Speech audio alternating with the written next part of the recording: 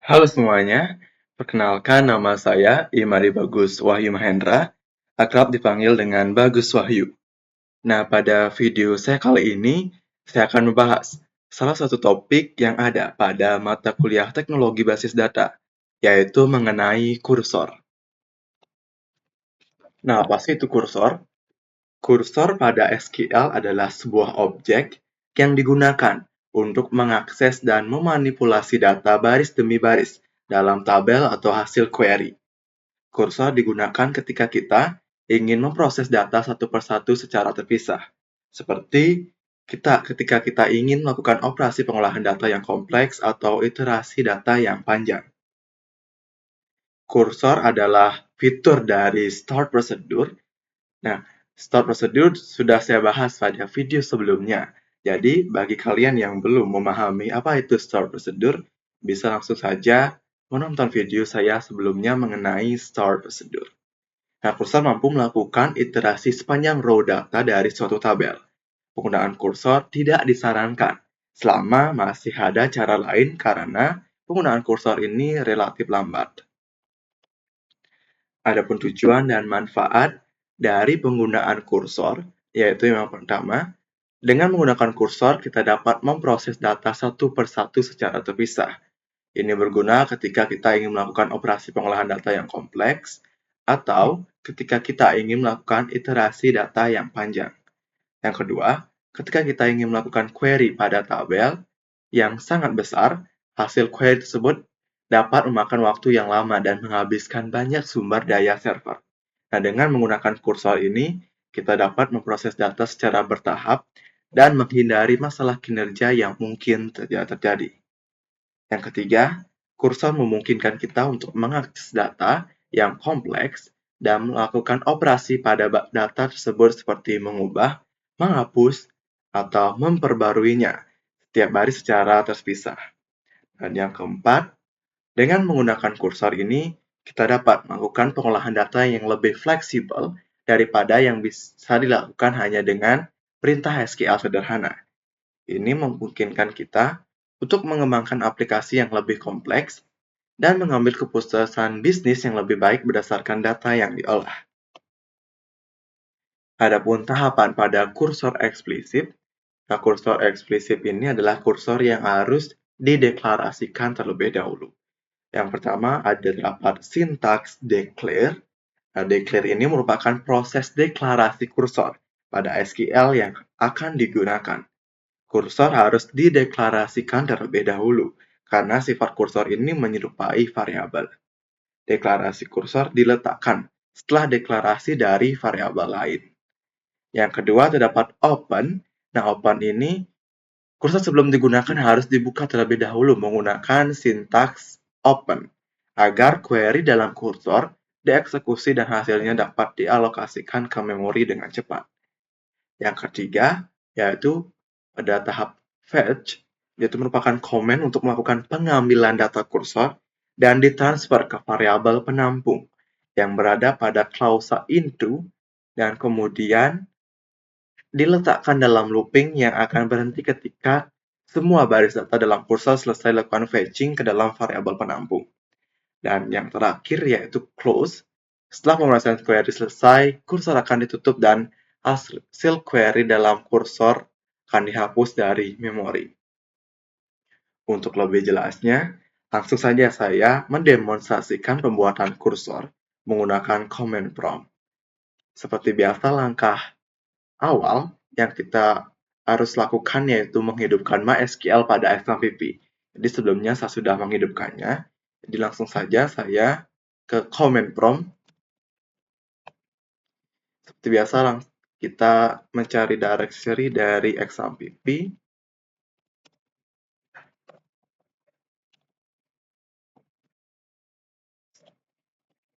Selanjutnya yaitu kita mengkoneksikannya ke MariaDB.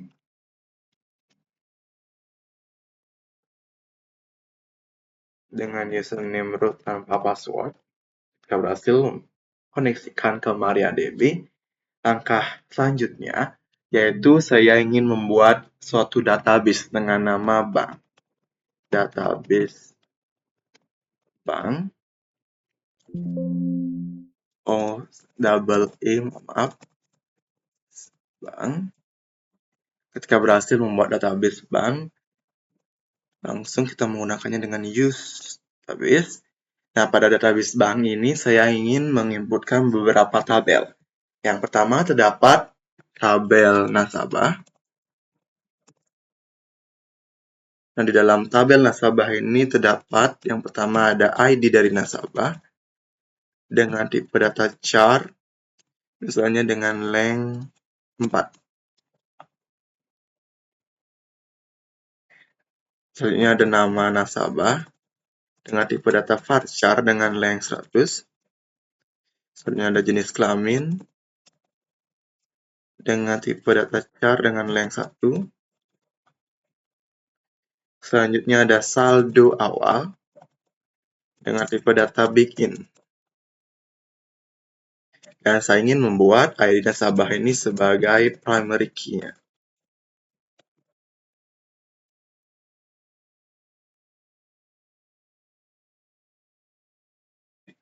Ketika berhasil membuat satu tabel dengan nama tabel nasabah, selanjutnya saya ingin membuat tabel dengan nama TB Store Tabungan.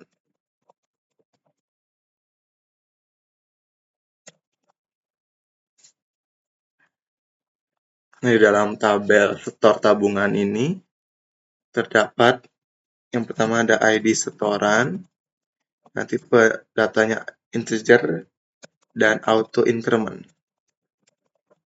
sebagai primary key-nya. Selanjutnya ada ID dari nasabah, tipe data char dengan length 5, maksudnya dengan length 4. Selanjutnya ada jumlah setoran dengan tipe data begin, dan saya ingin menghubungkan ID nasabah, membuat foreign key-nya,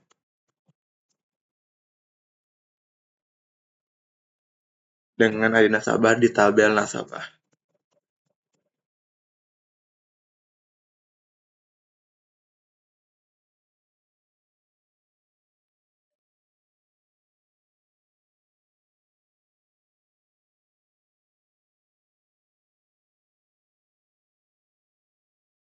Baik, setelah membuat tabel yang kedua dengan nama tabel store tabungan, selanjutnya juga terdapat tabel yang ketiga, yaitu dengan nama tabel total saldo tabungan.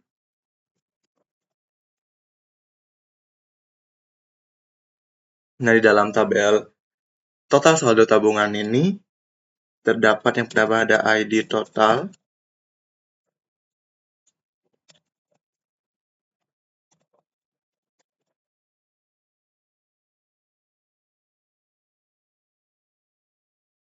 yang kedua terdapat nama nasabah,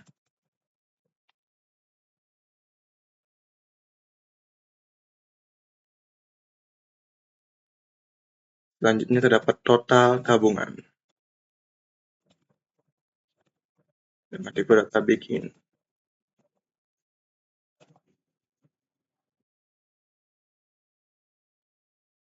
Baik, setelah berhasil membuat tabel yang ketiga, selanjutnya langsung saja kita memasukkan data ke dalam tabel nasabah dan tabel setor tabungan. Jadi ingin menginputkan data ke dalam tabel nasabah yang pertama, insert pintu tabel nasabah dengan value, misalnya kita buat ID 001, misalnya dengan nama Maria, jenis kelamin perempuan, dan saldo awalnya misalnya kita buat 2 juta.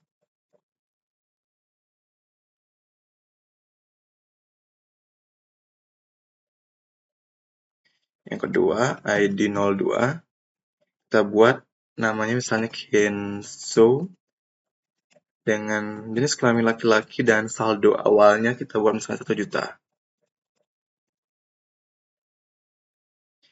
Jadi saya ingin memasukkan data 5 data saja. Misalnya dengan nama Henry, ini kelamin laki-laki, misalnya saldo awalnya yaitu 3.500.000.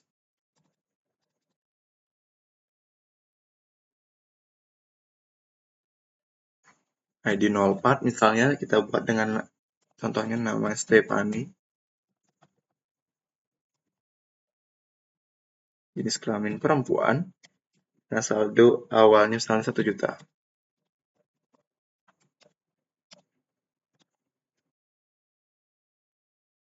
Dan ada yang terakhir ID 05, misalnya nama Gilbert,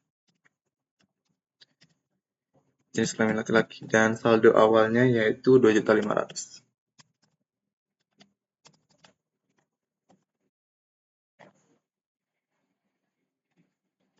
Nah, ketika berhasil memasukkan 5 buah data ke dalam tabel nasabah, kita juga ingin memasukkan atau menginsert data ke tabel setor tabungan.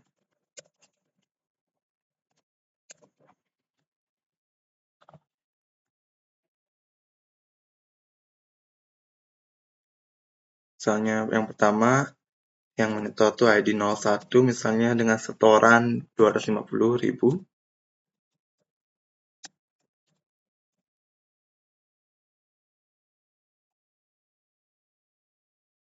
Ini ID 03 ingin melakukan setoran misalnya sebanyak 100.000.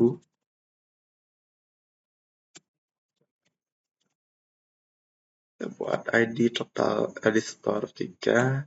Misalnya ini yang menyetorkan dengan ID 02 di nasabah 02 dengan jumlah setoran 350.000.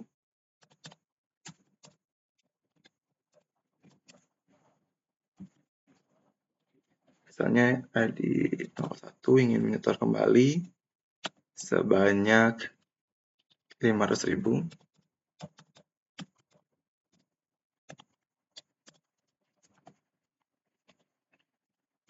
ID 0 misalnya 04 ingin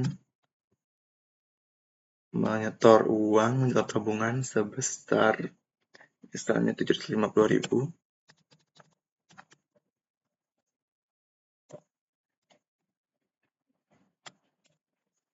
Nah, menyetor dengan 400.000 sampai 7 saja, misalnya 7 data setoran. Misalnya 7 ini yaitu ID 03 kembali ingin menyetor sejumlah uang sebesar misalnya 900.000.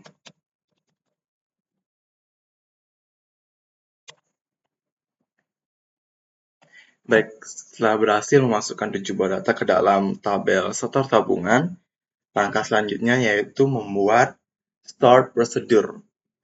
Nah, langkah awal membuat store procedure seperti biasa kita mendefinisikan delimiternya, mengubahnya menjadi suatu karakter baru, dan kita create prosedur, misalnya dengan nama hitung setoran. Di dalam terdapat parameter, yaitu yang pertama terdapat parameter in untuk menginputkan ID dari nasabah, tipe data char dengan length 4. Selain parameter in, terdapat juga parameter out untuk menampilkan dari jumlah account setorannya dengan tipe data begin.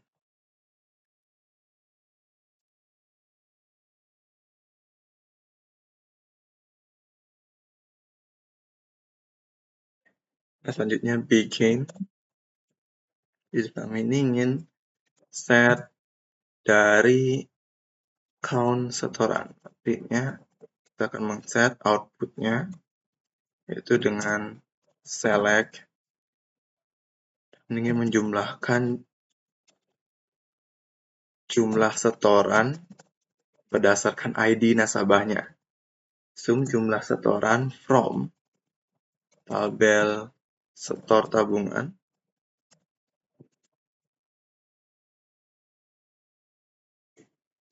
di mana ID nasabah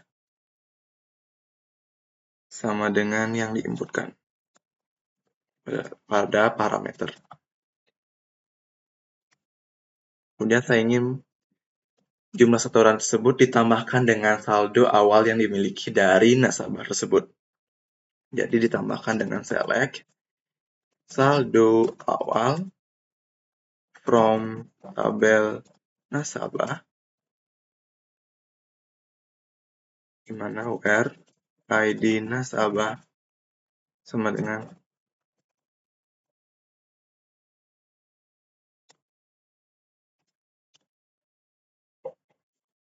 n delimiter. Nah, ketika berhasil membuat sort prosedur dengan nama hitung setoran, langkah selanjutnya yaitu kita membuat sort prosedur yang berisikan kursor di dalamnya. Kita membuat delimiternya kembali ke default.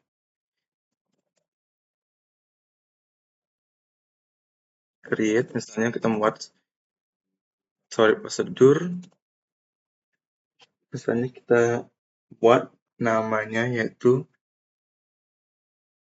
total tabungan.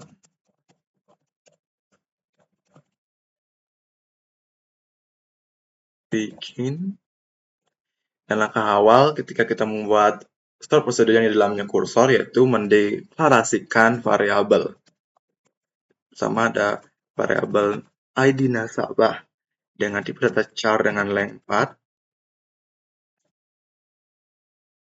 Dan ada mendeklarasikan nama nasabah dengan tipe data varchar dengan length 100.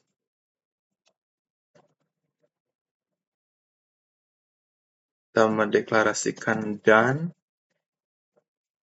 default, kita membuat defaultnya 0, dan ini untuk perulangan nantinya. Selanjutnya kita mendeklarasikan kursor. Setelah kita mendeklarasikan variabel, kita mendeklarasikan kursor. Kita misalnya buat nama kursornya itu kursor menabung. Lalu kursor ini for select untuk menampilkan ID nasabah, nama nasabah yang terdapat pada tabel nasabah yang kemudian diurutkan berdasarkan ID nasabahnya.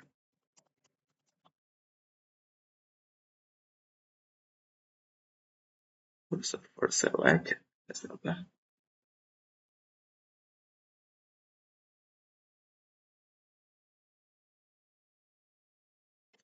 Selanjutnya kita mendeklarasikan handler.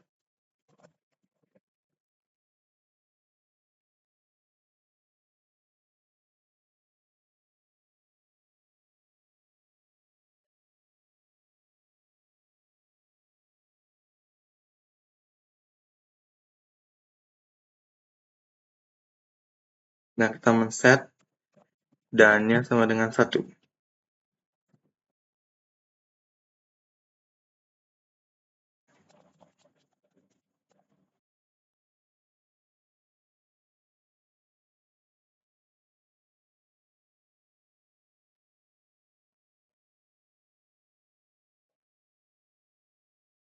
Dan langkah awal ketika kita setelah mendeklarasikan kursor menabung, kita membukanya dengan sintaks open dan nama kursornya.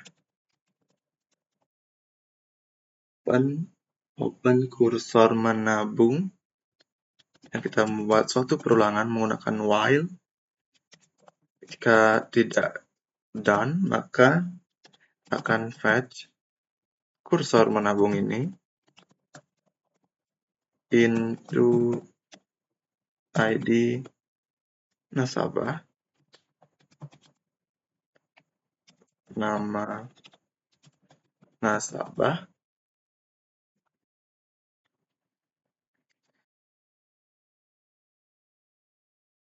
dan kita memanggil store prosedur yang telah kita buat sebelumnya, yaitu store prosedur hitung setoran. Kita panggil hitung setoran dan kita mengisi parameter di dalamnya parameter inputnya yaitu ID nasabah. Dengan output kita misalnya buat suatu variabel yang digunakan untuk menampung outputnya nanti. Misalnya kita nama variabel total saldo. Call hitung setoran pada total saldo. Kemudian if variabel total saldo ini is null, maka kita akan set total saldo, kita setnya sebagai dengan nilai 0. Itu sama dengan 0. Lalu and if,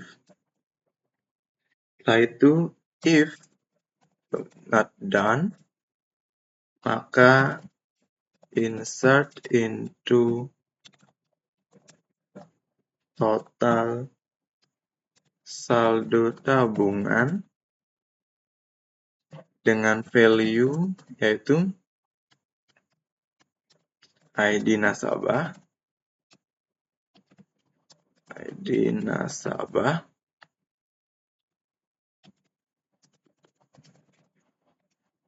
nama nasabah, dan juga variabel yang digunakan untuk menampung prosedur sebelumnya, yaitu prosedur hitung setoran.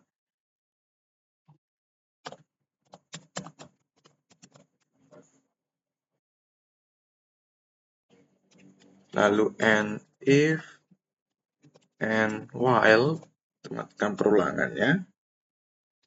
Dan selanjutnya itu kita menutup atau close dari kursor yang telah kita open tadi. Close kursor menabung dan end delimiternya. Nah, kita berhasil membuat prosedur yang di dalamnya terdapat kursor. Selanjutnya saya ingin menampilkan terlebih dahulu data di dalam tabel setor tabungan.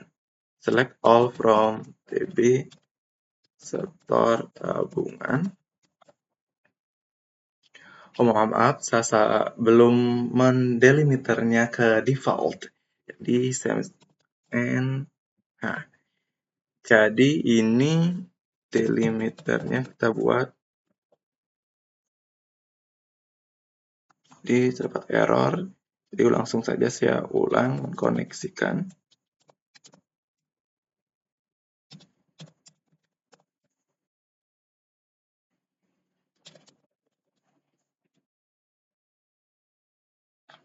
Misalnya kita ingin menampilkan from tabel setor tabungan. Menampilkan ulang tabel setor tabungan. Nah, ini merupakan data tabel setor tabungan. Dan sebelumnya saya ingin menampilkan juga apakah terdapat data di dalam tabel total saldo tabungan. Kalau saldo tabungan, jadi masih kosong tabel total saldo tabungan ini. Dan juga saya ingin menampilkan tabel nasabah terlebih dahulu untuk melihat perbedaan nantinya saldo awal dan juga total saldo tabungan setelah dilakukannya jumlah setoran. Nah, ini saldo awalnya. Dan selanjutnya yaitu saya ingin memanggil start procedure yang di dalamnya terdapat kursor. Jadi langsung saja call total tabungan. Total tabungan. Nah, berhasil, jadi query ini berhasil memasukkan 5 rows, 5 data.